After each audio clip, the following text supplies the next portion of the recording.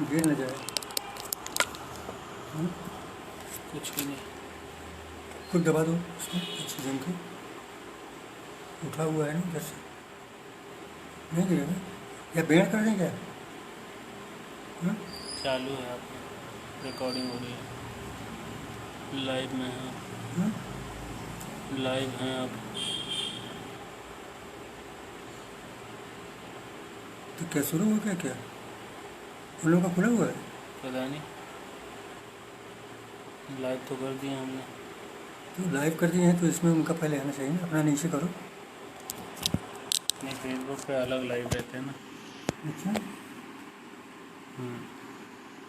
तो ठीक है, रहने दो।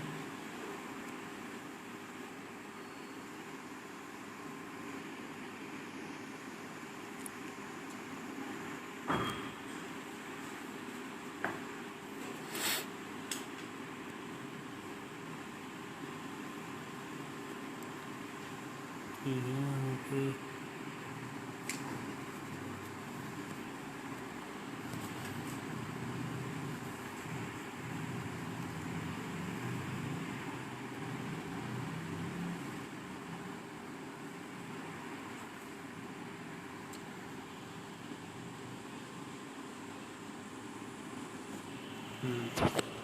आ गए, सब आने लगे। हाँ? गिरेगा तो नहीं?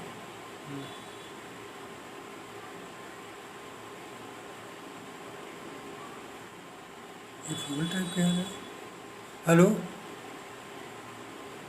आप जा रहे हैं, हाँ? सुनाई दे रहा है आप? वो लोग देख रहे हैं। दिखा रहे हैं ना, हम्म? इन लोगों ने ज्वाइन किया है। हम्म। बोलिए आप।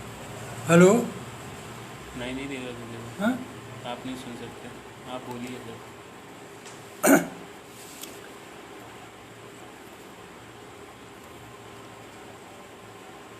वागर्थाविव संपृक्तौ वागर्थ प्रतिपत्ते जगतः पितरौ वंदे पार्वती परमेश्वरौ। आज वेद वाङ्मय में काव्य का क्या स्थिति है, इस संबंध में अपने को विचार करना है। काव्य क्या है? कबीर भाव कर्म व काव्यम। कवि के भाव या कर्म को काव्य कहा जाता है। ऐसा आचार्य मानते हैं। काव्य के अधिकरण की जहाँ तक बात है, तो एक आचार्य ऐसा है जो अधिकरण कारक का प्रयोग करके काव्य का स्वरूप बताता है। जैसे काव्य शब्दोयम गुणालंकार संस्कृतियो शब्दार्थो वर्तते। वामन ने कहा है कि ये जो काव्य शब्द है, यद्यपि पंडित जगन्नाथ जो लक्षण करते हैं और वामन जो लक्षण करते हैं, उसमें जो काव्य पद है वो वाक का ही पर्याय है। क्योंकि यह कश्चन शब्द सभाग्य वैसा बृहदारण्यक उपनिषद में कहा गया है। जो शब्द है वाक ही है, मानव वाणी द्वारा उच्चारित जो शब्द है वो वाक ही है। तो ऐसी स्थिति में जो वामन कहते हैं कि काव्य शब्दों गुणालंकार संस्कृत शब्दार्थों वर्तते, तो इसमें सप्तमी के द्विवचन का प्रयोग है। तो यहाँ काव्य जो शब्द है वो वाक का पर्याय है। पंडित जगन्नाथ के लक्षण में भी रमणीयात प्रतिपादक शब्द काव्यम जो कहा गया, वहाँ भी शब्द वाक का ही पर्याय है। क्योंकि रमणीय अर्थ का प्रतिपादक जो होगा वो अर्थयुक्त शब्द होगा, इसलिए स्वाभाविक है कि अर्थयुक्त वाक ही होती है। तो ऐसी स्थिति में अब ये एक अधिकरण कैसे है? तो जो वाग देवता अवतार मम्मट बहुत बड़े आचार्य हैं, जो मंगलाचरण करते हैं। नेत कृत्यम रहिताम लादेक महिमनन परतंत्राम नवर सुचिराम निर्मित माती भारती कबीर जैत। यहाँ नियतकृत नियमों से रहित एकमात्र आह्लादी जिसका लक्ष्य है, अनन्य परतंत्र जो दूसरे से परतंत्र नहीं है अर्थात स्वतंत्र है, और नव सुचि है ऐसी निर्मित को धारण करने वाली जो भारती है उसकी जय हो। इसका तात्पर्य ये हुआ कि नव सुचना निर्मित मादधति लिखा हुआ है। भारती, भारती धारण करती है। आदति माने आसमंता दधति, यानी हर तरह से उसको धारण करने वाली। आदति जब अगर है तो उसमें निश्चित रूप से आधार तो वाक ही हुई, जो नियत के नियमों से रहित लादैहिकमयी अन्य परतंत्र है। ऐसी रचना जो है उसको धारण करने वाली तो भारतीय ही हुई। ऐसी स्थिति में अब मम्मट का तो ये शुरू का मंगलाचरण है जिसमें अपनी भावना को उन्होंने व्यक्त कर दिया। अब प्रश्न ये उठता है कि लोग ज़्यादातर शब्दार्थ को काव्य मानते हैं, तो शब्दार्थ सहित काव्यम जो वामन का है, भामा का है वाक्य, ये वास्तव में उसमें दिया गया है जो कि शब्दार्थ के बारे में जो कहते हैं वो उसमें रूपक और अनुप्रास आदि जो अलंकार हैं, इसके समाधान में वो कह रहे हैं कुछ लोग ऐसे थे जो कि शब्दालंकार को महत्व देते थे, कुछ अर्थालंकार को महत्व देते थे। तो ऐसा लिखते हैं, रूपकाज अलंकार तथा निर्बहुदोदितई न कांतम निर्भूषण विभाज बनता ननम। रूपकाज अलंकारम बाह्यमाच से परे सुपान तिगांच व्युत्पत्तिम वाचाम वांछन कृतिम तदेदाहु सौ शब्दम नार्थ व्युत्पत्ति रेदशी शब्दाभिधेय अलंकार वेदादिष्टम द्वयंतु न शब्दार्थम सहितव काव्यम। इसका मतलब ये हुआ कि शब्दार्थम सहितव काव्यम जो पद है, वाक्य है, ये वास्तव में शब्दालंकार अर्थालंकार सहितव का बोधक है। क्योंकि अगर शब्दार्थ के स्वभाव मात्र को काव्य माना जाएगा तो वाणी का समस्त प्रपंच काव्य हो जाएगा, क्योंकि शब्द अर्थ से युक्त तो वाक्य प्रयुक्त होता ही है। इसलिए शब्दाभिधेय अलंकार वेदादिष्टम द्वयंतु न। और वस्तुतः भामा का लक्षण है वक्राभिधेय शब्दोक्ति रिष्टा वाचाम अलंकृति। वास्तव में भाम वाक शब्द का प्रयोग काव्य के पर्याय के रूप में ही करते हैं, क्योंकि वाचाम अलंकृति इष्टा वक्राभिधेय शब्दोक्ति इष्टा वाचाम अलंकृति। चूँकि प्रथम आचार्य हैं जिन्होंने काव्य लक्षण के बारे में कहा है, तो चूँकि इनको ये खंडन करना था कि शब्दालंकार महत्वपूर्ण है या अर्थालंकार महत्वपूर्ण है, ये मानना उचित नहीं है, बल्कि दोनों मिलकर काव्य हैं, इसलिए सहितव कहा था।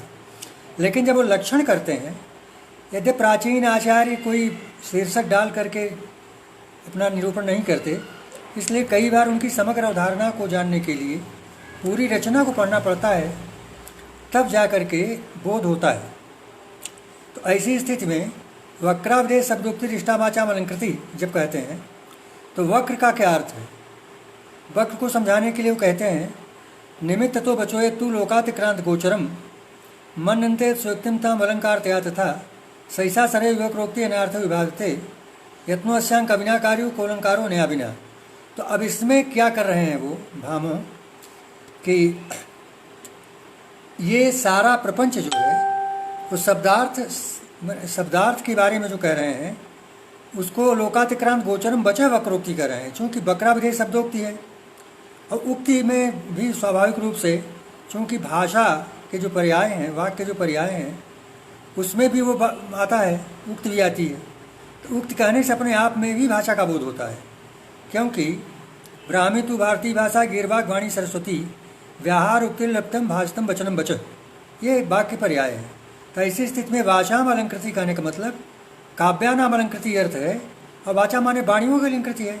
अब वाचाम में अगर वाचा का प्रयोग करेंगे तो 4 प्रकार की होती है, माने उसमें परा पश्यंती मध्यमा वैखरी 4 भेद वाणी के कहे गए हैं।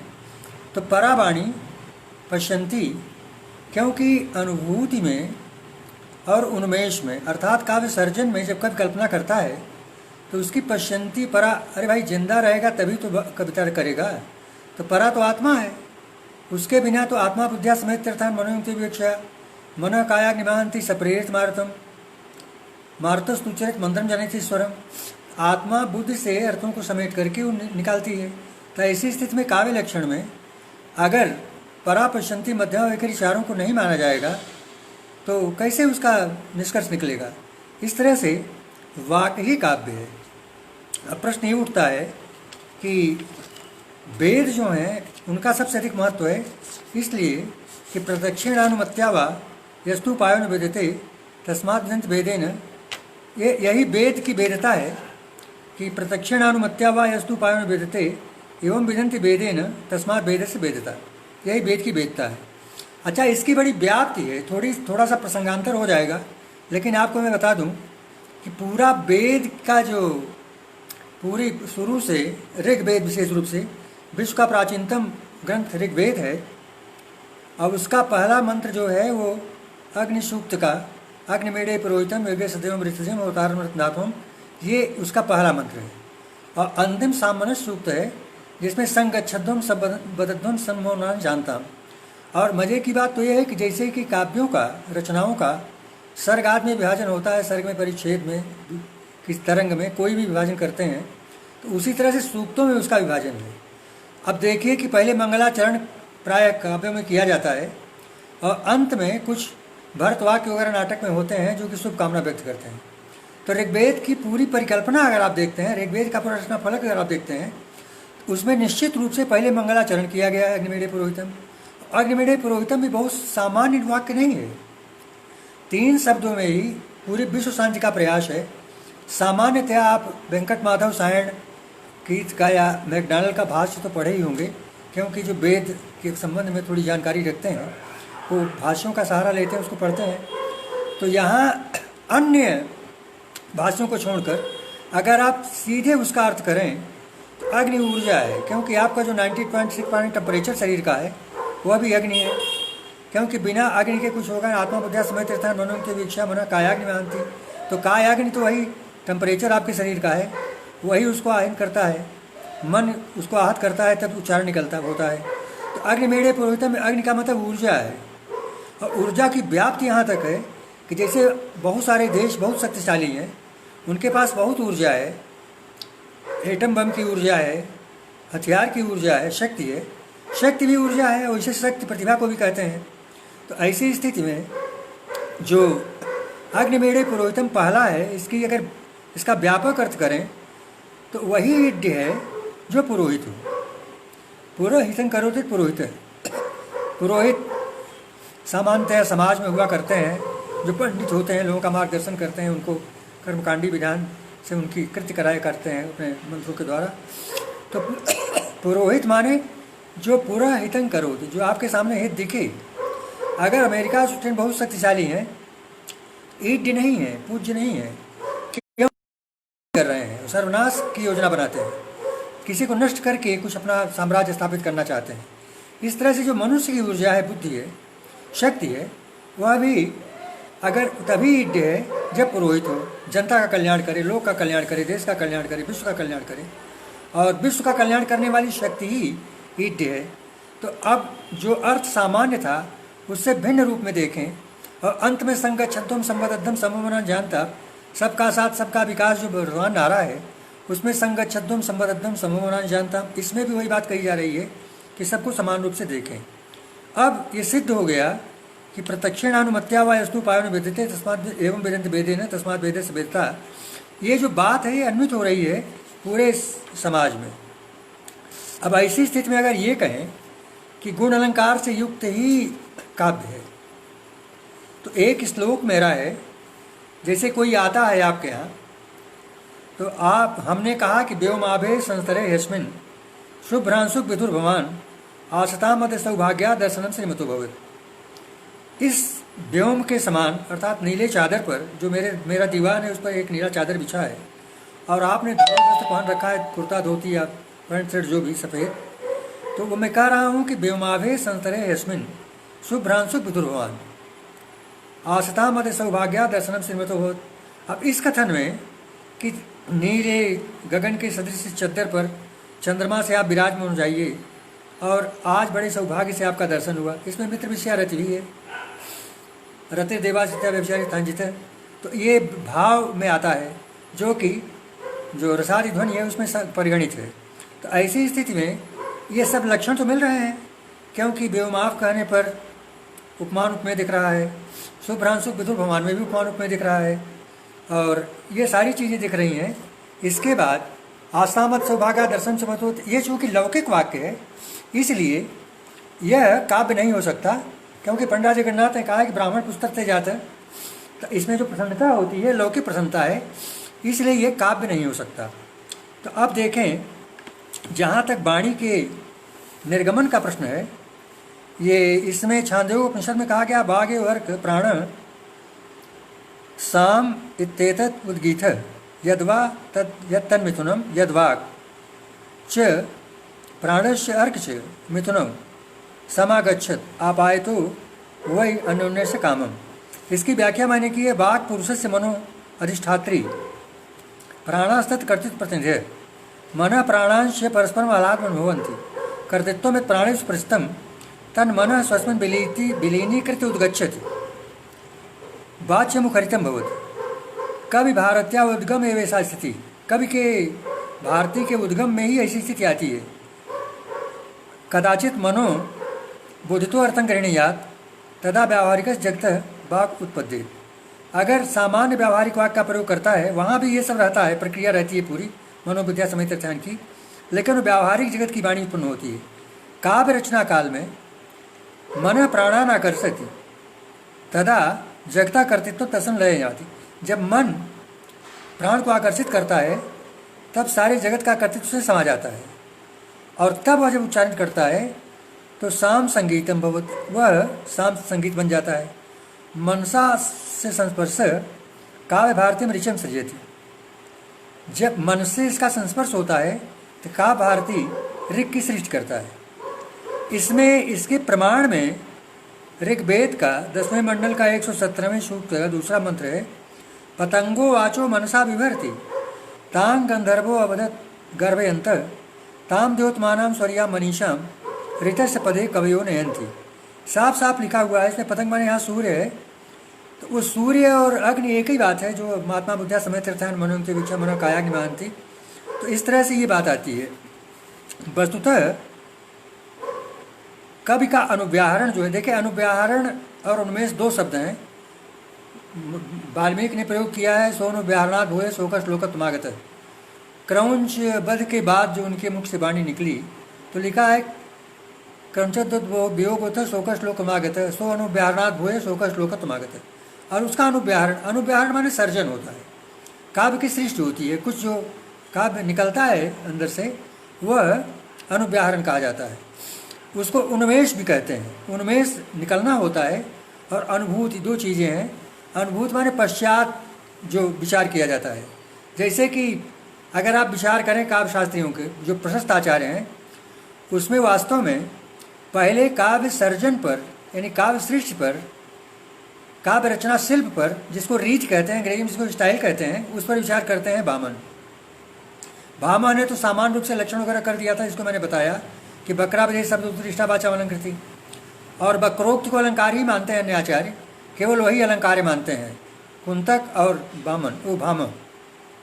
तो ऐसी स्थिति में जो रचना शिल्प है उसमें आप देखें कि जो शिल्प की बात करते हैं वामन, काव्य की आत्मा रीत को मानते हैं, रीति काव्य आत्मा, रीत को काव्य की आत्मा कहते हैं। अब रीति माने शिल्प हुआ, तो वास्तव में भाषा का ठीक ढंग से प्रयोग करना रीति है। अब इसमें उन्होंने गौड़ी वैदर्भी पांचाली कहा है, बाद में कुंतक ने सुकुमार विचित्र मार्गाद के रूप में विभाजन किया और उभयात्मक कहा कि सुकुमार मार्ग होता है, विचित्र मार्ग होता है। असल में गौड़ी वैदर्भी पांचाली में क्या हो रहा था कि गौड़ देश का, पांचाल देश का, लाट देश का इत्यादि का नाम आता था, लेकिन पूरे विश्व में कवि की व्याप्ति होती है, वो कहीं रहता है तो रचना तो करता है, तो कोई एक क्षेत्र विशेष की बात नहीं होती, तो उसको शिल्प को स्थान से बांधना ठीक नहीं होता। इसलिए कि कोई कहीं भी रह सकता है, कोई रहने वाला अवधी भाषी क्षेत्र का है लेकिन राजस्थान में रहता है, और कोई राजस्थान का है लेकिन बंगाल में रहता है। तो ऐसी स्थिति में उसका जो शिल्प है उसको सुकुमार विचित्र और व्यात्मक कार्य कहकर उन तक ने उसका समाधान करने का प्रयास किया है। तो ऐसी स्थिति में पहले, अब आप क्रम देखिए काव्य शास्त्र का, कि पहले उन्होंने रचना शिल्प पर विचार किया और रीत को काव्य की आत्मा कहा, और उसमें उन्होंने बड़ा व्यापक स्तर से 10 गुणों का वर्णन किया, और गुणों को भी उन्होंने वहाँ से लिया है जो 10 गुण मानते हैं। सप्रसाद, समता, माधुर्यम, सुकुमारता, अर्थम, ओजकांत, समाधेय, ये सारे गुण वामन ने लिया है भरत मुनि से। इनका कोई मौलिक नहीं है इसमें, बल्कि गुण माने भरत मुनि के नाट्यशास्त्र से लेकर के पुराण है। तो कुल मिला के जो लिखने का शिल्प है, रीति है, इसका जब निरूपण वामन ने कर दिया तो इनको लगा आनंदवर्धन को अनुभूति पर विचार करें। अनुभूत में सहृदय मन परितय का प्रयोग भी करते हैं, कंठतः कहते हैं काव्यशात्मा धुंड बुधय समामनाथ पूर्वस तस्याभावं यदुर्परे भक्तमाहुस्तमन्ये केचित वाचाम स्थित विषय तुमुच सदीयम तेन ब्रूम सहृदय मन प्रीतय तत्स्वरूपम। तो सहृदय मन की प्रीत के लिए इन्होंने अनुभूत पर विचार किया और ध्वनि को काव्य की आत्मा मानने का प्रयास किया। ध्वनि को काव्य की आत्मा ये मानते हैं। तो ऐसी स्थिति में जब रचना शिल्प पर, लेखन जिसको कह सकते हैं लिखने की तमीज पर विचार हो चुका, लिखने के शिल्प पर विचार हो चुका, लिखने के स्टाइल पर विचार हो चुका है, तब अनुभूत पर विचार करते हैं कि काव्य का अनुभव कैसे होता है। तो काव्य के अनुभव पर उन्होंने विचार किया और कहा कि भाई इस तरह से काव्य का अनुभव होता है, और काव्य की आत्मा बताया। और काव्य की आत्मा केवल ध्वनि नहीं है, काव्य से आत्मा शैवार्थ था चाज कवे पुरा कंचन तत्योग होता शोक श्लोकत मागत है। वास्तव में करुणा उसका प्रमुख, जैसे कि मैं सेनगुप्त ने कहा है, वियोगी होगा पहला कवि यहाँ से उपजा होगा गान, निकल कर आंसू से चुपचाप वही होगी कविता अनजान। और भारत जो राजशेखर हैं काव्य मीमांसा में कहते हैं कि जब काव्य पुरुष उत्पन्न होता है तो अपनी माँ को प्रणाम करता है वैदिक ऋचा से और श्लोक बोल करके। इसके बाद वो कहता है तुम तो मुझे भी जीत गए हो, और उसको समझाती हैं। तो काव्य पुरुष जो है वो सरस्वती का पुत्र है। अब ऐसे भी सरस्वती का पुत्र अगर काव्य पुरुष है, काव्य है, तो सरस्वती तो उसका अधिकरण है ही। तो ऐसी स्थिति में वाकई काव्य का अधिकरण हो सकता है, क्योंकि उसमें वैखरी मध्यमा तो हट नहीं जाती। उसमें उन्मेष और अनुभूति में निश्चित रूप से पराप्रशंति का योगदान होता है। क्योंकि कवि जब रचना करता है, जब सोचता है, तो जो दृश्यमान जगत उसने अनुभव किया है, उस सारे दृश्यमान जगत को अपनी वाणी में ले आके रखता है। तो वहाँ पराप्रशंति माने स्वस्थ रहेगा, चैतन्य रहेगा, तभी तो लिखेगा। फिर उसकी कल्पना में जो समाहित है प्रशंति में, तब उसको ले आएगा। इसके बाद वो वैखरी और मध्यमा के माध्यम से उसको व्यक्त करेगा। वैखरी में अर्थात शब्दों का ऐसा प्रयोग करेगा जिससे उसकी जो अनुभूति है, जो उसने साक्षात्कार किया है जगत का, उसको कह दे। इसलिए वहाँ पर शब्दार्थ में वो व्यक्त करता है। लेकिन इसका मतलब ये नहीं है कि शब्दार्थ में ही काव्यत्व होता है, बल्कि वो वाक में ही होता है, क्योंकि पराप्रशंति उससे अलग होकर नहीं हो सकती। तो ऐसी स्थिति में आप देखिए कि इसके बाद क्या हुआ कि जब अनुभूत पर विचार कर लिया, सहृदय मना प्रीतये आनंदवर्धन ने विचार कर लिया, तब कुंतक ने सोचा कि भाई लेखन शिल्प को तो इन्होंने बता दिया, बामन ने रीति रात्मा काव्य से कह करके, स्टाइल जो है काव्य की आत्मा है, लिखने का शिल्प काव्य की आत्मा है। तब इन्होंने आनंदवर्धन ने अनुभूत पर विचार किया, सहृदय मन प्रीतये। इसके बाद कुंतक ने सोचा कि वास्तव में उन्मेष कैसे होता है, इस पर विचार किया जाए। उन्मेष जैसा कि पहले मैंने बताया है कि उन्मेष माने काव्य सर्जन, कैसे कविता कवि के मुख से, वाणी से बाहर होती है, वो आत्मा बुद्धिया समय तीर्थान से कैसे बाहर निकलता है, इस बात पर विचार करने के लिए उन्होंने पहले मंगलाचरण किया। इसी में व्यंजना है। जैसे आचार्य वाग्देवतावतार मम्मट के प्रथम श्लोक में नेतकृत रहिताम में है, उसी प्रकार कहते हैं बंदे कवींद्र भक्तेंदु लास्य मंदिर नर्तकीम। तो अब वो बंदे कवींद्र भक्तेंदु, कवियों के मुख चंद्र में नर्तन करने वाली सरस्वती की वंदना कर रहे हैं। तो ऐसी स्थिति में ऐसा लगता है कि वो उन्मेष पर विचार कर रहे हैं। और आगे जो कारिकाओं में लिखते हैं, कवि व्यापार वक्रत्वम प्रकार। अब देखिए कवि व्यापार कर रहे हैं। कवि व्यापार माने कवि की रचना, कवि की रचना कैसे होती है। कवि व्यापार वक्रत्वम प्रकार सम्मोर्सन प्रत्येकम भवेदा तेसाम विकसित शोभना। तो इस तरह से वो उन्मेष पर विचार करते हैं। अब प्रश्न ये उठता है कि एक अंग्रेजों ने, कीथ आदि ने जो काव्यशास्त्र का इतिहास लिखा था, उसमें उन्होंने संप्रदाय शब्द का प्रयोग कर दिया था। रीत संप्रदाय, अलंकार संप्रदाय, रस संप्रदाय, वक्रोक्त संप्रदाय, औचित संप्रदाय, ये सब मूर्खतापूर्ण विभाजन था। क्योंकि ये काव्यशास्त्र के सभी आचार्य, प्राचीन आचार्य जो हैं, एक दूसरे के पूरक हैं, न कि विरोधी। क्योंकि जो नहीं कहा गया, कहते भी हैं आचार्य, भामह स्वयं कहते हैं बहुधा व्याकृता सोने तत्व ने प्रतन्य थे, बहुत लोगों ने कह दिया है। अब इसका मतलब उनका कोई नाट्य शास्त्र के से कोई विरोध नहीं है, न उनका वामन से कोई विरोध है। तो बहुधा व्याकृता सोने, अलंकार के बारे में बहुत लोगों ने कह दिया है, लेखन शिल्प के बारे में बहुत लोगों ने कह दिया है, तो मैं अनुभूत विचार करता हूँ। उसी प्रकार से दंडी भी कहते हैं कि युक्तो अन्न स्थित चबस्तर। दूसरे लोगों ने, भामा भी यही कह रहे हैं कि अन्यों ने अभिनय का माने, अभिनय माने नाट्य का, माने नाटकों का, दृश्य काव्य का वर्णन बहुत किया, इसलिए वह इसको नहीं कह रहा हूँ। इससे सिद्ध होता है कि जो बात नहीं कही गई है उसको हमारे आचार्य कह रहे हैं, उसमें कुछ अपनी नई मौलिक बात कर रहे हैं। इसका मतलब ये हुआ कि कोई संप्रदाय नहीं है, क्योंकि समग्रता में ही उसको देखा जाएगा। अब आपको आश्चर्य होगा कि जो मम्मट है वो जो उनका बड़ा लक्षण प्रसिद्ध है, तदोषौ शब्दार्थों संज्ञा उल्लंघते पुनः। अब तत्शब्द का जब प्रयोग होता है तो एक सामान्य बीए पास विद्यार्थी भी जानता है कि यह तदोर नित संबंध है, यह तो तत् का नित संबंध होता है। अब जब तत् का प्रयोग किया गया तो यत क्या है, तो उन्होंने पहले दिया है ना, शब्दार्थे और गुण भावे न रसांगभूत व्यापार प्रवणता विलक्षण काव्यम। अच्छा, मजे की बात तो यह है कि नियतकृत नियम रहताम लादैक मई मन प्रतंत्राम नवश्याम निर्मल भारती भारती कबीर जयति, इसमें उन्होंने पूरा जो है वाक की स्थिति बता दी थी। इसके बाद वो लिखते हैं यह विधेयम सब प्रयोजन मिथ्या। अब आप देखें कि यह विधेयम सब प्रयोजन में विधेयम जलकीकर कहते हैं विधेयम माने काव्य लक्षणम और सब प्रयोजन मिथ्या। अब सब प्रयोजन का विग्रह कोई भी सामान्य व्याकरण का छात्र जानता है कि सब प्रयोजन का विग्रह होगा प्रयोजन स, और जब प्रयोजन स होगा तब पाणिनि के सूत्र के अनुसार क्या होगा, सयुक्त अप्रधाने, स के योग में अप्रधान में तृतीया होती है, तो प्रयोजन स अविधेयम काव्य लक्षणम उच्यते, ऐसा तात्पर्य हुआ। अब आप कहेंगे कि नहीं वो तो प्रयोजन बताया है काव्य में से। असल में जिस काव्य की रचना से नहीं मिलता वो भी काव्य नहीं है। अगर ब्लू फिल्म कोई आप लिखते हैं और गलत उपन्यास लिखते हैं तो उसमें आपका बड़ा परिहास होता है, बंद कर दिया जाता है। तो ये अर्थकृत है, यानी यश भी मिलना चाहिए, उसका कुछ प्रयोजन भी होना चाहिए, उसको कुछ धन भी मिलना चाहिए, प्रतिष्ठा मिलनी चाहिए। प्रतिष्ठा भी एक धन है, यशो धनो धन विमोचक कहते हैं, वो भी एक प्रकार का धन है। अर्थकृत व्यवहार विधि, व्यवहार ज्ञान भी करा जाना चाहिए।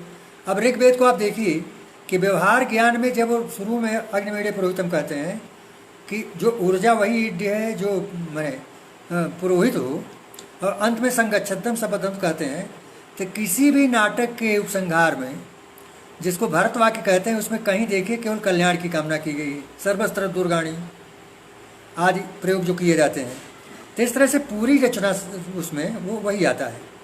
तो जो मम्मट का जो लक्षण है करीब करीब यहाँ कह दिया जाता है, क्योंकि सब प्रयोजन कहा जा रहा है। शब्दार्थे और गुण भाव समानांतर में और साथ स्वाद समुद्भूत विगलित वेदांतर मानंदम कहते हैं। समुद्भूत विगलित वेदांतर मानंद, तो विगलित वेदांतर मानंद माने सद्या पर निवृत्त है ना। जब हर चीज़ों का प्रपंच हट जाता है तभी आप सांसारिक प्रपंच हट जाता है।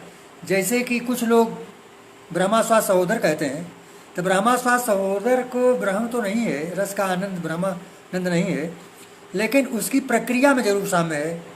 क्योंकि जब योगी समाज की अवस्था में जाता है, सारा सांसारिक प्रपंच हट जाता है, तब वो ब्रह्म में तादात्म्य स्थापित करता है और कहने लगता है सोहमस्मि। इस तरह से काव्य की स्थिति में केवल प्रक्रिया मात्र में शामिल है, सद्या पर निवृत्ति मात्र में शामिल है। मैंने सब चीज़ें दिमाग से हट जाएं, सांसारिक प्रपंच, और केवल काव्य का जो वर्णनीय विषय वही आपके सामने आए। जब आप संचारणी दीप सीखे और रात्रि यम यम वित्या प्रतिम्बरा से पढ़ें तो आपको लगे, आपका जो अनुभव है कि जब कहीं जा रहे थे तो कोई कार गई और उसके बाद उससे सारी चीज़ प्रकाशित हो गई, और बाद में जब आगे बढ़ गए सब विवरण हो गया, कालिमा छा गई। उसी प्रकार से जब दीप शिखा की तरफ निकल रही थी इंदुमती, उसके बाद जब वो आगे बढ़ गई तो राजाओं का मुख विवरण हो गया।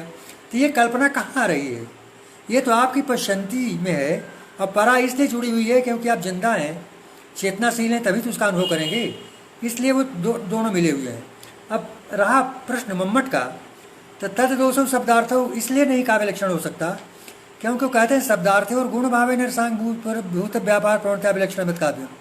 यहाँ विलक्षण शब्द का प्रयोग करते हैं, और जब उसको लिखते हैं तद दोषो, वहाँ तत्स्वरूप में, स्वरूप का मतलब उसका बाह्य आकार ऐसा होता है, वो जो है गुणीभूत माने उपसर्जनीकृत होने वाले शब्दार्थ का स्वरूप है।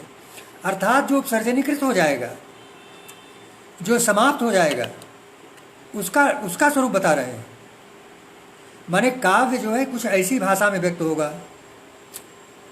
शब्दार्थे और गुण भावे न सांगभूत व्यापार प्रवणत विलक्षण मत काव्यम, यहाँ लक्षण कर देते हैं। वास्तव में शब्दार्थ के गौड़ होने पर यह भी ध्यातव्य है कि मम्मट आचार्य आनंद वर्धन के अधिवक्ता हैं, जो कि उनके सिद्धांतों को सिद्ध करने का प्रयास करते हैं और उसमें मयम भट्टाचार्य का पूरा खंडन करके और स्थापित कर देते हैं ये ध्वनि सिद्धांत को। तो ऐसी स्थिति में उनके अधिवक्ता होने से जान लीजिए कि कभी शब्दार्थ काव्य मान ही नहीं सकते हो। शब्दार्थ और गुण भावेन, शब्दार्थ का प्रयोग तो होगा, क्योंकि बिना वैखरी मध्यमा के तो काम चलेगा नहीं। कहने में, बोलने में, बातचीत करने में तो वही आएगा, लेकिन ऐसा कुछ होगा जो उसका उन्मेष है, जो पश्चंती से निकला है, जो उसकी चेतना में समाया हुआ है, उसको व्यक्त करता है। तो शब्दार्थ और गुण भावेन संभूत्यावलक्षण, शब्दार्थ के गुण गौण हो जाने पर वो तत् से संबंधित है। तत् का संबंध कई जगह है। तदुद्भवे, वह काव्य कैसे उत्पन्न होता है उसके बारे में वहाँ भी तदुद्भव का प्रयोग किया है। शक्ति निपुणता लोक काव्य शास्त्र अधिवेक्षणात् काव्य शिक्षा व्याहते तेतु तदुद्भवे, यहाँ भी तत् का प्रयोग किया। वही काव्य में जो तत् का प्रयोग किया गया है, मैंने यत् का प्रयोग किया, यत् तत् सब तदुद्भव, उसके उद्भव में वहाँ भी कहा है ये, जहाँ मतलब तत्कांते हो सरसतापाद ने, वह इस प्रकार से फिर उसके बाद तत् का प्रयोग करते हैं। तो 3 जगह तत् का प्रयोग पहले करके तब यहाँ तद्दोषों शब्दार्थों कहते हैं। इसलिए काव्य का लक्षण नहीं है, काव्य का लक्षण वस्तुतः वही है, और मूल रूप से तो काव्य का लक्षण वही है जो उनका मंगलाचरण है, जो नियतकृत नियमों से रहित होती है वाणी, क्योंकि वाक को वो भी काव्य मानते हैं। और नियतकृत नियमों से रहित लादायिकमयी अनन्य परतंत्र जो दूसरे पर आधारित न हो, और नवरस रुचिर भारती की जय हो। यहाँ इसको धारण करने वाली भारती तो वाक को ही काव्य मानते हैं। अब वो समझाने के लिए छात्रों को जो बताया था उसको, चूँकि एक दिमाग में नशा सवार हो गया है लोगों को कि उन्होंने भामा प्रथम आचार्य हैं जिन्होंने शब्दार्थों सहित काव्यम कह दिया है, उसका समाधान पहले मैं कर चुका हूँ कि रूप का निरलंकार थारने बहुदोजित न कांतम निर्भूषम विभाज बनता न शब्दार्थम सहित काव्य। तो कह रहे शब्दालंकार अर्थालंकार दोनों में से कोई एक मैंने काव्य नहीं है, बल्कि दोनों मिलकर काव्य हैं। तो अलंकार के कारण भाषा तो अच्छी हो जाती है, क्योंकि अलंकृत भाषा वैसा है कि बहुत सुंदर शरीर हो। सुंदर तो तब मिलेगा वैसे जब पहलवान केवल चड्डी पहन करके मैदान में उतरता है कुश्ती लड़ने के लिए, तो सौंदर्य तो रहता ही है। बहुत लोग बामन सौंदर्य को अलंकार कहते हैं, लेकिन ऐसा लगता है कि सौंदर्य तो कोई अलग वस्तु है। जैसे कि लावण्य की परिभाषा ने की है आचार्य आनंद वर्धन ने, प्रतीयमानं पुण्यन देव वस्तस्तिवाणीषु महाकविना यत्तत् प्रसिद्धा वैवातिरिक्तम विभाति लावण्यम्यांगनासु। यह जो है जैसे कि प्रत्येक यत्तत् प्रसिद्धा वै, जो गाल नाक कान नाक जितने भी वैभव हैं वो सब सम्मिलित रूप से सौंदर्य को उत्पन्न करते हैं। तो टोटलिटी में मतलब संयुक्त रूप से ही होता है। इसी बात को बहुत बाद में होने वाला आचार्य वो क्या कहते हैं, पोप है, उसका एक किताब है, उसमें कहता है in it as nature what affects our hearts is not the technical or peculiar part, it is not a lip or eye beauty call, but the joint force and full result of all. It is not a lip or eye beauty call, वो केवल आँख नहीं है, out नहीं है, बल्कि joint force and full result of all. तो वो ब्यूटी है, ये ब्यूटी है माने सौंदर्य है। तो ऐसा भी विचारणीय है कि जो सौंदर्य अलंकार कहा है वह भी विचारणीय है, क्योंकि सौंदर्य युक्त जो वस्तु है उसको और सौंदर्य युक्त करने के लिए कैसे शादी में लड़की तो सुंदर है लेकिन उसको अलंकरणों से सजा दिया जाता है। तो अलंकरण अलग वस्तु हुई और सौंदर्य अलग वस्तु।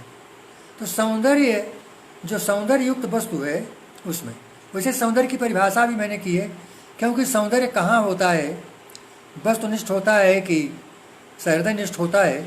इसके समाधान के लिए मैंने कारिका लिखी है, रम्य वस्तु स्वरूपात यत् तत्व आस्वाद्य स्थित।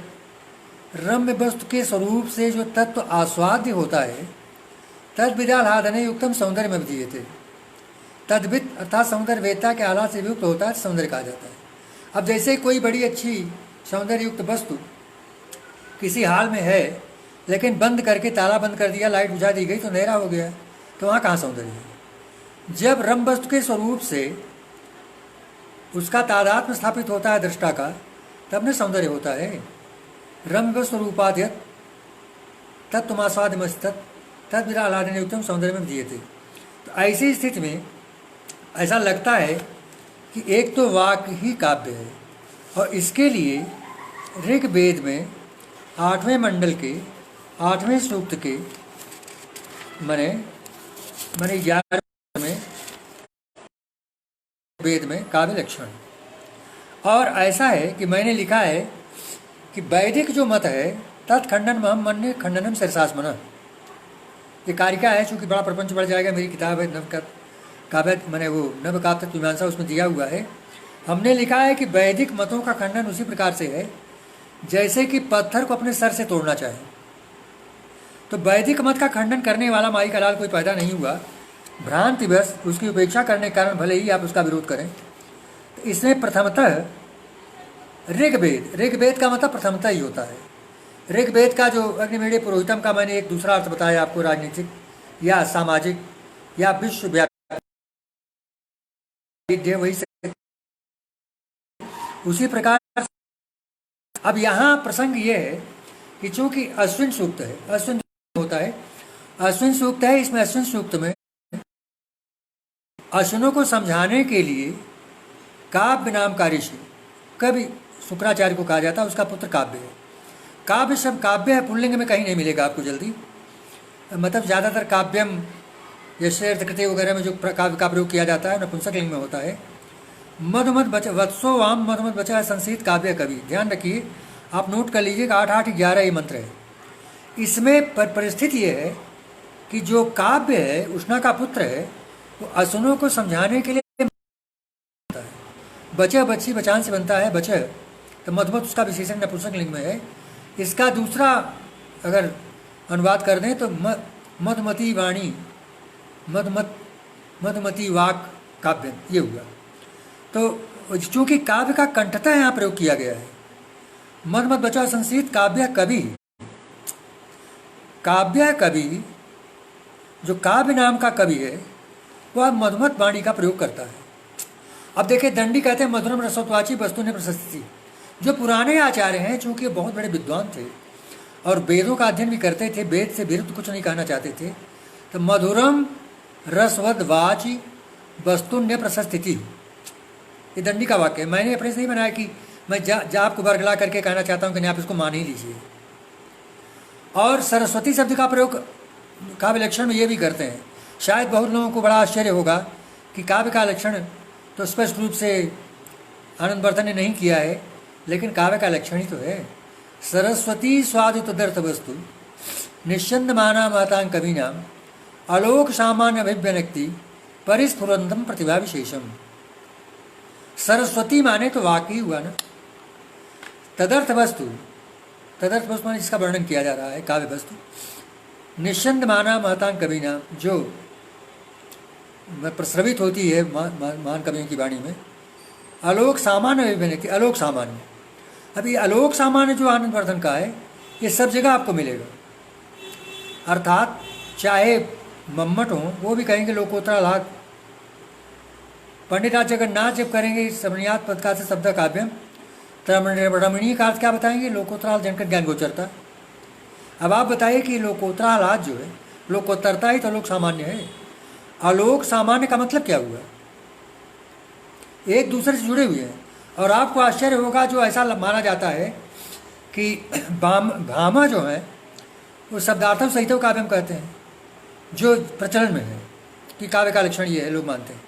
काव्य का लक्षण तो इसको मानने में ऐसा लगता है चूँकि वहाँ काव्य पद का प्रयोग होगा। जैसे पंडित लोग, आप लोग क्षमा करेंगे मैं जो कमेंट कर रहा हूँ, पंडित लोग जब आरती समाप्त होने वाली होती है तो चूँकि कपूर जल्दी समाप्त हो जाता है तो कहते हैं कपूर डाल लो, कहते हैं हाँ आप कर्पूर गौरम कहो, कर्पूर गौरम करना होता। आप बताइए कि कपूर से और शंकर जी के स्तुति से क्या संबंध है? वो तो उनके रूप का वर्णन है ना उसमें। तो उसी प्रकार से ऐसी गलती हुई कि लोगों ने शब्दार्थम सहित काव्य में जो काव्य पद का प्रयोग हो गया, तो जहाँ जहाँ काव्य का पद का प्रयोग होगा शब्दार्थम सहित, वहाँ मैंने शब्दार्थ काव्य हो जाएगा, जबकि वो मानते नहीं उसको। आपको आश्चर्य होगा कि देखिए, मैं दोनों की तुलना करता हूँ। अंतिम आचार्य जो प्रशस्त है पंडित राज जगन्नाथ, और प्रथम मैंने श्रव्य काव्य का बड़ा आचार्य भाम। इसका लक्षण है वक्रावधेय शब्दोक्ति रिष्टावाचा अलंकृति।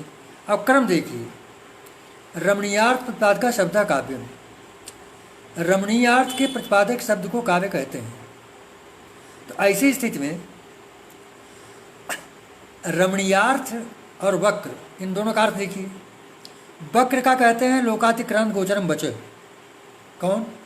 भाम कहते हैं।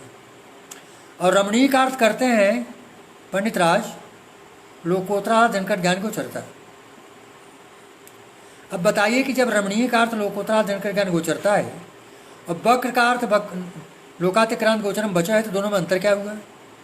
आप ये देखिए कि सुप्तिगंतम पदम का लक्षण तो नहीं बदला गया, बड़े आचार हुए व्याकरण के, लेकिन सुबंत तिगंत की पद संज्ञा होती। पद की परिभाषा यही है, सुबंत और तिगंत की पद संज्ञा होती। लेकिन इसमें जो है इतना दिमाग लोगों ने लगाया कि लक्षण ही परिवर्तन हो रहा है। कैसे परिवर्तन होगा? मत बचा संसित काव्य कवि वेद में कह दिया गया है, तो वेद के वाक्य का कैसे खंडन करेंगे आप? माधुर्य कहिए, अलौकिक आस्वाद कहिए, चाहे लोकातिक्रांत गोचरम बचा कहिए, और चाहे रमणीयता चलो हाँ लोकोत्तरा दिनकर ज्ञान गोचरता कहिए, बात तो एक ही हुई। जो माधुर्य होगा, जो आनंद आएगा, वो तो वही लोकातिक्रांत गोचर वचन ही होगा ना। माधुर्य सामान्य भी है, जो किसी चीज के खाने से स्वाद, लेकिन यहाँ मधुरम रसोत्वाची वस्तु ने प्रशस्ति दंडी कहते हैं। यहाँ मधुर जो है जो कि ऋग्वेद से बिल्कुल मेल खाता है। और कुछ आचार्य रेवा प्रसाद द्विवेदी और कांडे साहब ये दंडी को भामा से पहले मानते हैं। हो सकता है चाहता बहुत बड़े आचार्य लोग हैं कि पहले कौन है क्या बात मान ली जाए, तो दंडी ने तो बिल्कुल स्वीकार किया कंठतः उपात्त जो वेद का था, मधुरम रसोत्वाची वस्तु ने प्रशस्ति थी। इसलिए अब कुल मिला के ये होता है कि अधिकरण क्या होता है? चूंकि बाच ही मधुमत बचा कहा है, तो बाणी में मधुमत बचा कह रहा है, तो बाणी में ही मधुरता आती है। मधुर बाणी में अश्विनों को समझा रहा है। चाहे प्लेटो और अरस्तु कोई हों, जो आचार्य आधुनिक पाश्चात्य आचार्य हैं, वो भी प्रेरणा आह्लाद कविता का मूल तत्व मानते हैं। काव्य से प्रेरणा मिलती है, आह्लाद ही मिलता है।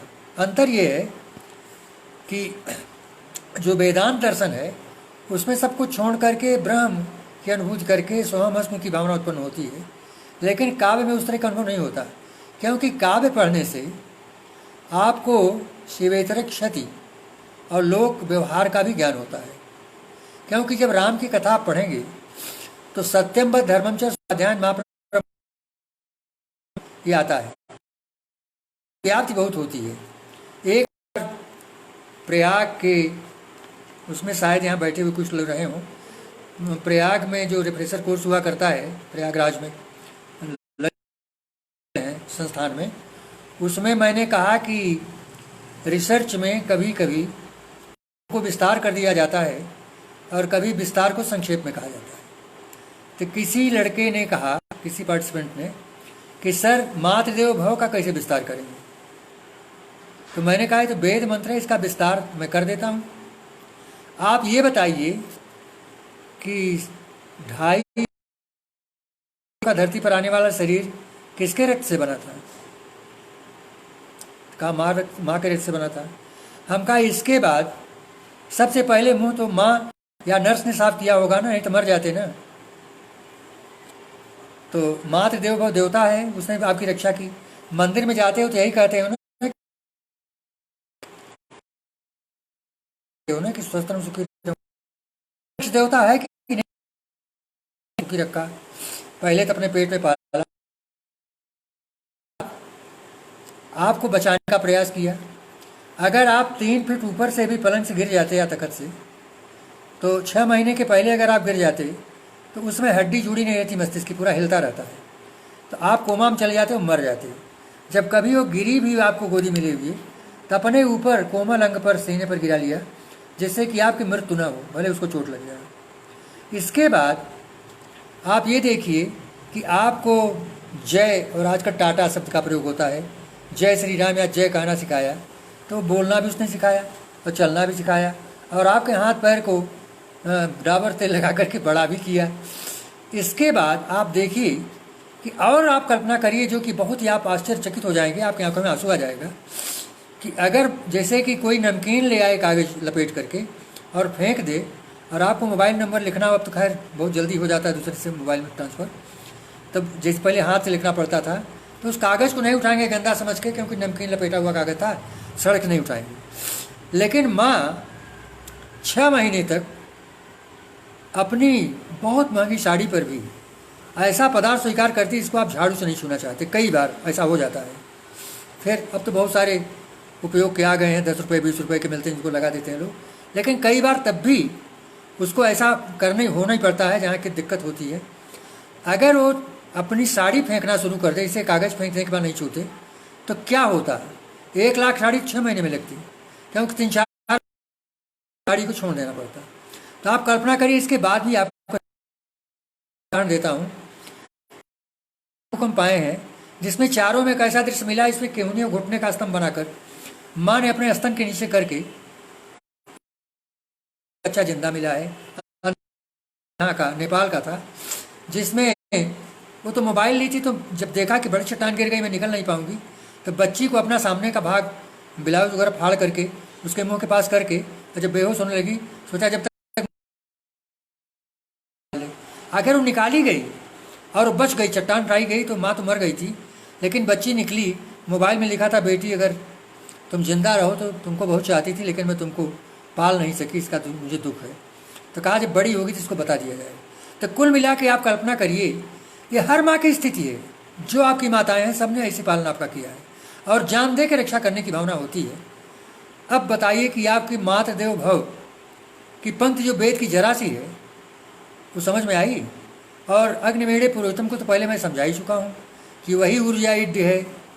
अगर कोई आक्रमण करके, कोई कोरोना फैला करके पूरे विश्व को नष्ट कर देना चाहता है, तो जूता मारने काम करता है, उसका सर्वनाश हो जाना चाहिए। भगवान कर भी रहे हैं। तो ऐसी स्थिति में वो ईड्य कैसे हो सकता है? भले उसकी शक्ति हो कि बहुत अच्छा वायरस तैयार कर ले, बड़े उसकी शक्ति हो कि बहुत अच्छा हथियार बना ले, बहुत अच्छी शक्ति हो, तो ऐसी स्थिति में वो उसकी व्याप्ति देखिए वेद की। तो वेद की व्याप्ति व्यावहारिक रूप से नहीं बताई जाती, ये दुख की बात है। तो ऐसा है कि मेरा चैलेंज है, मेरा विश्वास है, मेरी चुनौती है कि अगर वेद में खोजा जाए तो शायद ऐसा कोई तत्व नहीं है जो महनीय तत्व हो, और उसमें अच्छा माने महनीय तत्व मिलेगा, गड़बड़ नहीं मिलेगा। जैसे कि काव्य का लक्षण ही है मन में बचा संस्कृत काव्य कवि, जो मधुर वाणी हो, जो कठोर न लगे, और उसमें माधुर्य भी हो, जो स्वाद योग्य हो। ये सारी बातें उसमें मधुमत बचा संस्कृत में कही गई हैं। और इससे अच्छा लक्षण किसी ने लिखा, और वाणी को महत्व वो भी देते हैं। ये भी वाक का माने परिस्वरूप बताते हैं। ये तो वैदिक आचार्य थे ना, ये तो वेदांग जो होता है व्याकरण, उसके विद्वान थे ना मम्मट, जिनको वाक देवता अवतार कहा जाता है। तो वाक की स्तुति क्यों नहीं करेंगे?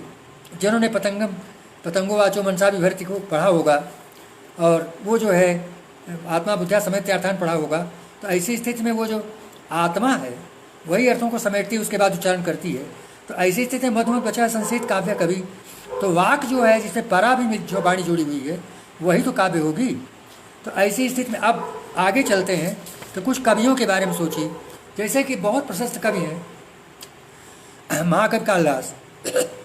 वो जब मंगलाचरण करते हैं रघुवंश का, एक तो आपको ताजुब होगा कि आप पूछेंगे कि सर वो मंगलाचरण में जब रघुवंश में राम को भगवान का अवतार मानते हैं, रामाभिधान ऋतुवाच, तो विष्णु की स्तुति नहीं की और उन्होंने शिव की स्तुति क्यों की?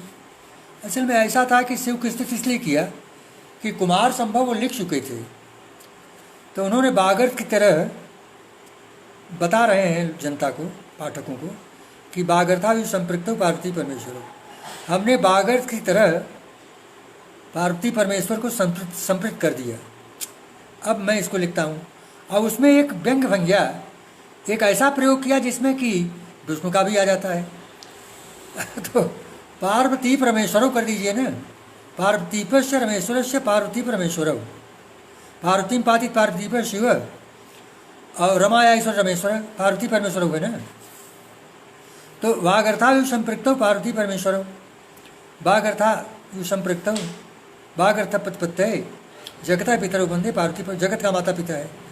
तो शिव की स्तुति में उन्होंने वाक शब्द का प्रयोग किया, क्योंकि वाक पार्वती है और शिव अर्थ है। वास्तव में वाक पार्वती है। इसीलिए आप पंचम सर्ग में जब जाएंगे तो सीधे सीधा लिख देते हैं कालिदास, क्योंकि रघुवंश मैंने बताया कि कुमार संभव पहले लिख चुके हैं। पंचम सर्ग में जब वाक के सामने अर्थात पार्वती के सामने शिव उपस्थित होते हैं तो उन्होंने क्या कहा, अथा वर्णी वित्तो महेश्वर। अब इसको कर लीजिए, अथ अवर्णी महेश्वर विदित। अथा वर्णी वित्तो महेश्वर में क्या होगा, अ से ह तक ही वर्ण सामना है। अरे भाई अल प्रत्याहार में क्या आएगा, अ से ह तक ही आएगा ना। अथ वर्णी समस्त पद कर देंगे वर्णी में तो वर्ण वाला, लेकिन ध्यान रखिए कि वर्ण पार्वती है, वर्णी में ऋण प्रत्यय है, गुण जिसमें गुण नहीं होता, मनुष्य गुणी होता है जिसमें गुण होता है। तो वर्णी माने वर्ण वाला अर्थात पार्वती वाला। तो अथा वर्णी वित्तो महेश्वर में, और महेश्वर शब्द का प्रयोग भी कर रहे हैं, इत माहेश्वराण सूत्राणी, सीधे सीधे लिख रहे हैं।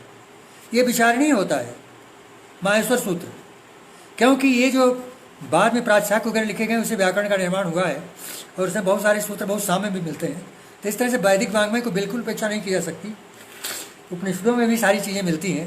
और यहाँ तक कि आपको आश्चर्य होगा, क्या भी कर रहे थे अग्निमेढ़ पुरोहित, इसमें सीधे पहले अयुण लिखा हुआ है, अप्रत्यक्ष लिखा है।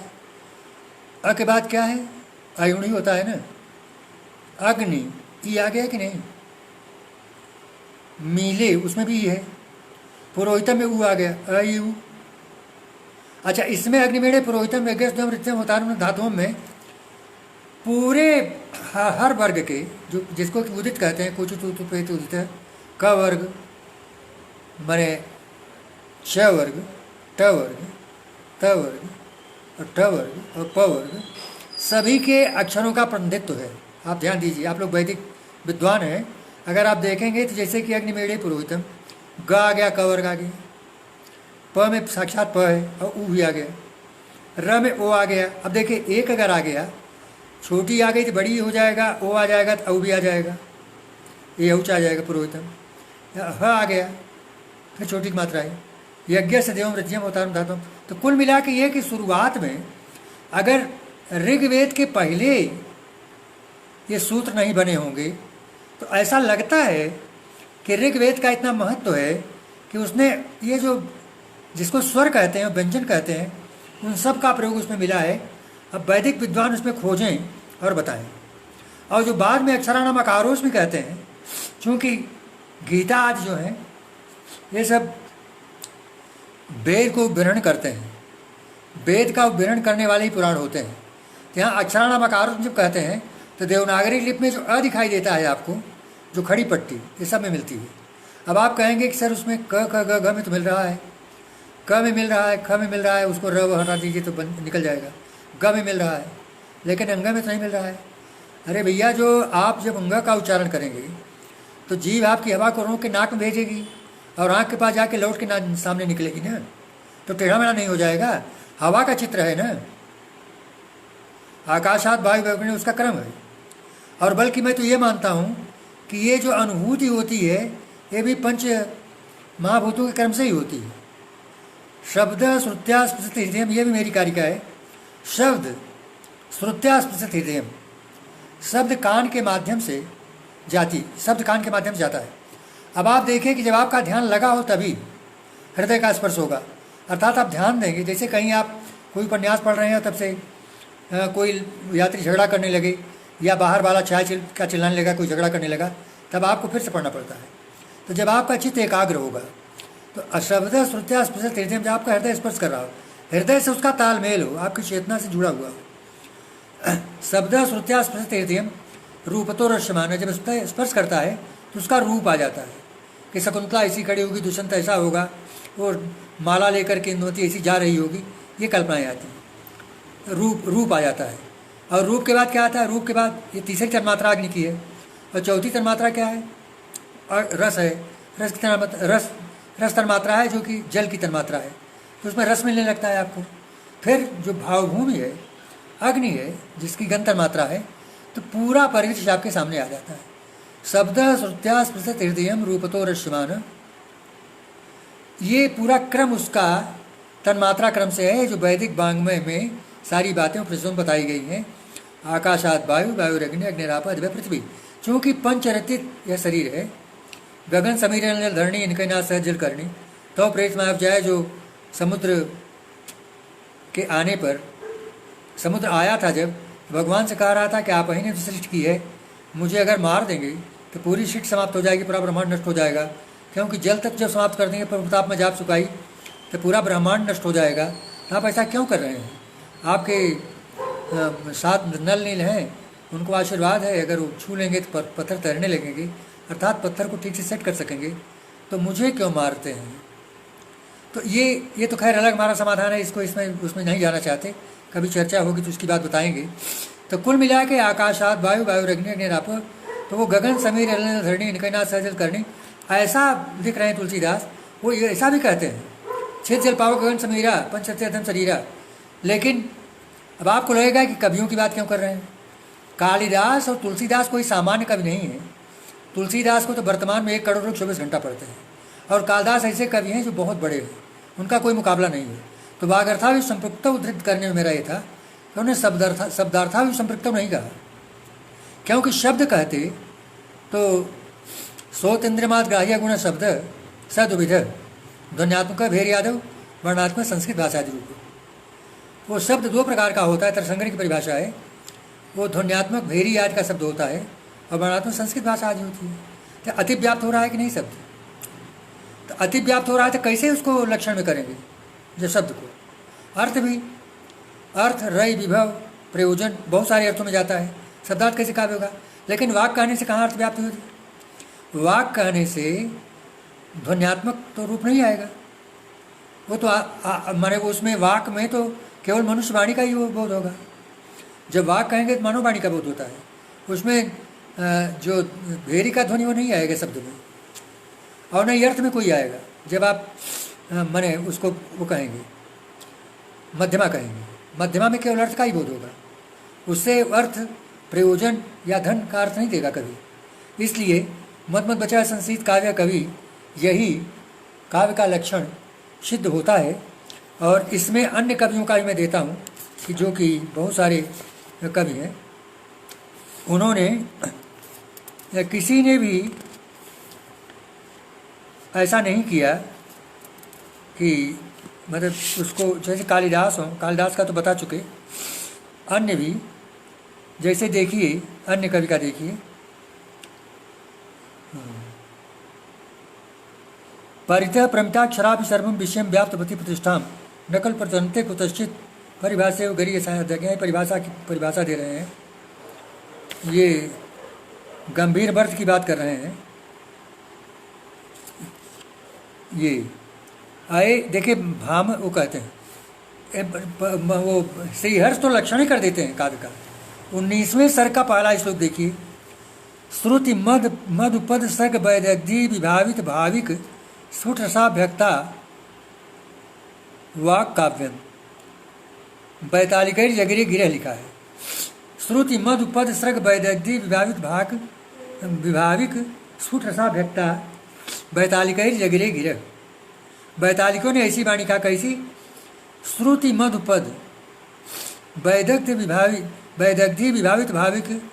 अब आप नजदी चरितम का 19वां सर्ग खोलिएगा और पहला श्लोक पढ़ लीजिएगा, उसमें आपको बिल्कुल मिल जाएगा कि वेद के समर्थन में लिखा हुआ है कि नहीं। और उन्होंने भी वाल्मीकि के बारे में कहा, वाल्मीकि रसलाघत ताम अनेका शाखा त्रयी भूरु राजभाजा क्लेशम बिना कंठपते नयस्य दैवी दिव प्राग्भूय मागमत बाक। वाल्मीकि के वाणी से ये श्रीहर्ष कर रहे हैं, वाल्मीकि रसलाघत ताम अनेका शाखा त्रयी भूरो राजभाजा, जितनी शाखाएं वेद की हैं वो सारी उसमें समाई हुई है। और क्लेशम बिना कंठपते न यस्य, बिना क्लेश के दैवी दिव, जो दिव्य दैवी वाक है, प्राग्भू आगमत वाक, वह उनकी वाणी में आ गई। तो यहाँ श्रीहर्ष भी वाल्मीकि जो आदि काव्य हैं उनके बारे में कह रहे हैं। इस तरह से जितने कवि हैं वह ऐसा कोई नहीं है जो उसको ना मानता हो। इस प्रकार मैं समझता हूँ कि काफ़ी समय हो गया, 8 बजने वाला है और आपका समय पूरा हो गया हो। अब इसमें मुझे ये तो नहीं पता चला कि आप लोग सुन रहे हैं कि नहीं सुन रहे हैं, चूँकि मेरा फ़ोन ऑन है और मैं बोल रहा हूँ, हो गया होगा।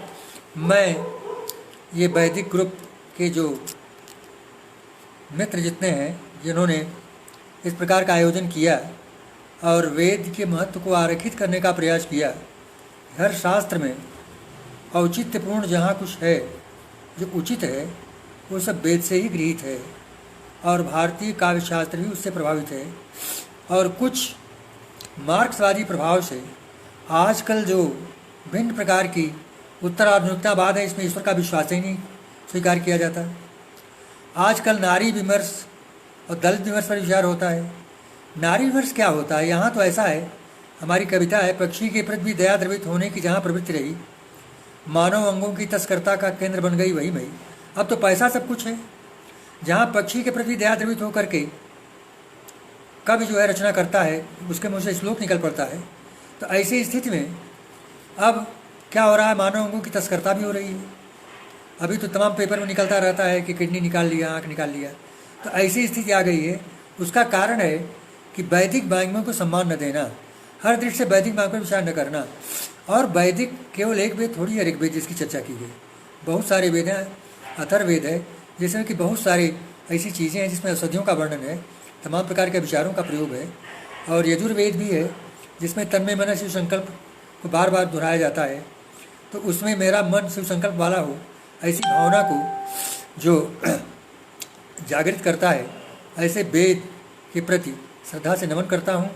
और वेद से जुड़कर काव्य शास्त्र पर बोलने के लिए मुझे आपने अवसर दिया, इसके लिए मैं कृतज्ञ हूँ। आप सभी का अभिवादन, धन्यवाद।